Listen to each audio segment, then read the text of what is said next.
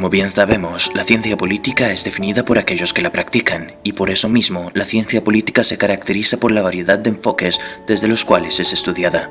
Uno de estos enfoques es el de la elección racional. El enfoque de la elección racional tiene su origen en la teoría clásica de la economía, y más recientemente en el desarrollo a finales del siglo XIX y principios del XX del pensamiento neoclásico, y su apuesta por un modelo explicativo basado en la racionalidad del Homo economicus.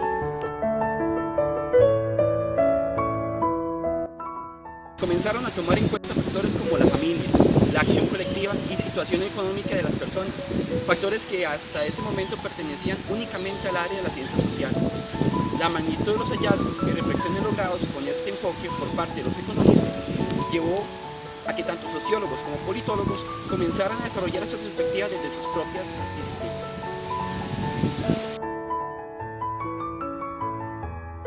Y es alrededor de 1950 que esta teoría comienza a tomar importancia para la ciencia política.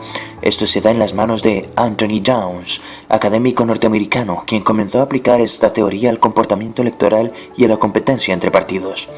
Lo que planteaba Downs, en resumidas cuentas, es que el individuo vota por el partido que, en caso de llegar al poder, cree será más útil.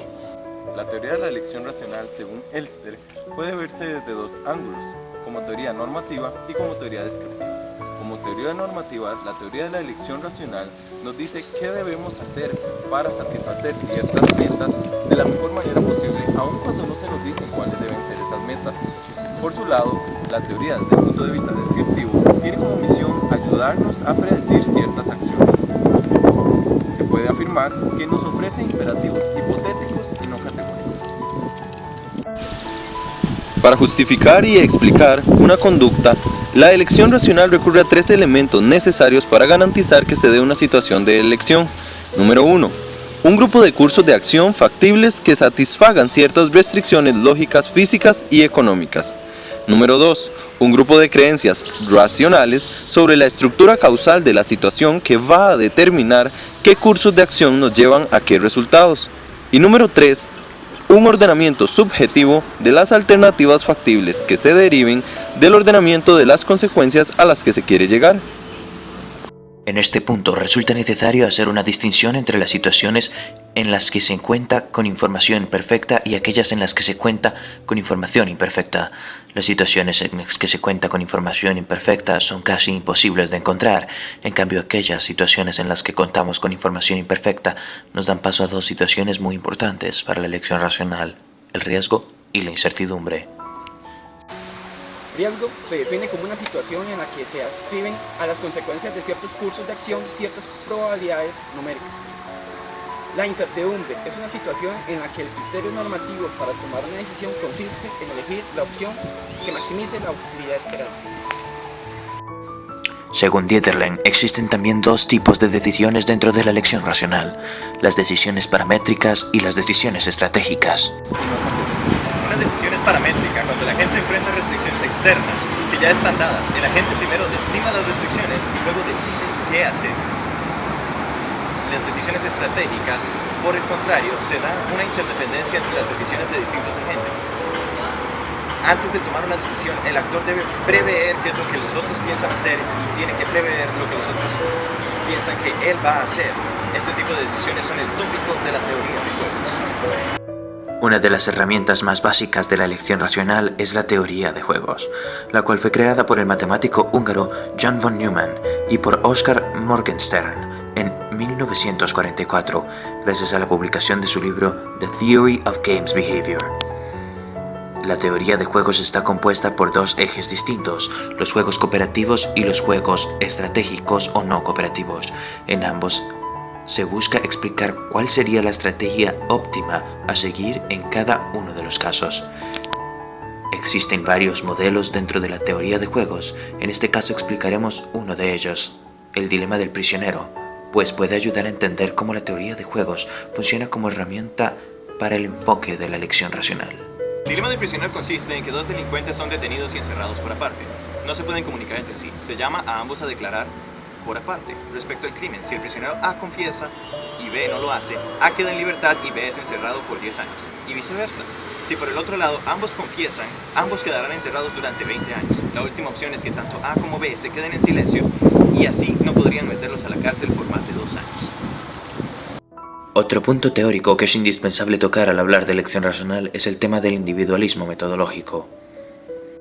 El individualismo metodológico consiste en la doctrina que sostiene que todos los fenómenos sociales, incluidos su estructura y sus cambios, son en principio explicables por elementos individuales, es decir, por las propiedades de los individuos, como lo son sus metas, sus creencias y sus acciones. Como hemos podido observar hasta el momento, la elección racional toca desde lo más cotidiano, como un simple partido de fútbol, hasta algo tan importante como la elección de una estrategia en una guerra entre potencias mundiales. Es una herramienta que sin duda nos ayuda a entender el por qué los actores actúan como lo hacen y vislumbrar posibles escenarios de acción posteriores. Es por esto que no podemos descartar la pertinencia de este tema actualmente, esto sin dejar de lado que existen diversas críticas a la elección racional. Como críticos de la teoría de la elección racional, los sociólogos suelen afirmar que el comportamiento individual está en gran medida determinado por las estructuras sociales, y ya se sabe que la clase social, la ubicación geográfica, el género, el lugar donde se consume y se produce, la religión, entre otras variables, se correlacionan en mayor o menor medida con el comportamiento electoral.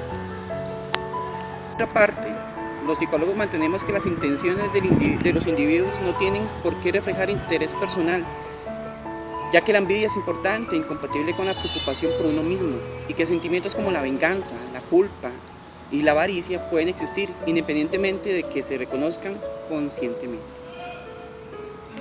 Muchos politólogos orientados hacia lo empírico rechazan la utilidad de la elección racional basándose en que sus presupuestos son inverosímiles y sus predicciones fallidas. La elección racional puede presentar problemas a la hora de explicar por qué vota la gente. La interpretación que algunos autores dan a los datos de las encuestas indica que las personas votan por el partido con el que se identifican, y hay indicios de que si se vota en función de grandes temas del debate, este tipo de sufragio no se basa en un estricto interés personal.